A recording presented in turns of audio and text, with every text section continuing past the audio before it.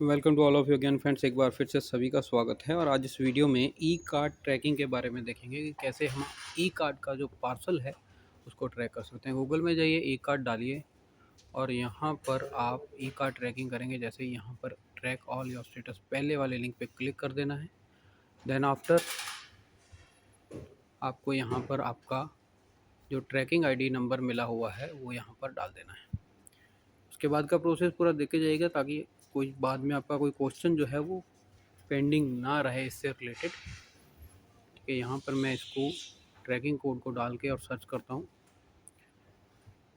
तो इस तरीके से जैसे ही आपका ये सर्च होगा उसके बाद में ई कार्ड का जो वेबसाइट है वो आपको आपके ट्रैकिंग डिटेल्स में लेके जाएगा। यहाँ पर ऑप्शन है कि डिस्पैच हो चुका है, सारी डिटेल्स आपको यहाँ पर मिल जाएगी। फिर भी कोई चीज़ समझ में ना आए तो कमेंट कर सकते हैं। मैं आपके साथ बना रहूँगा। जय हिंद, वंदे मातरम।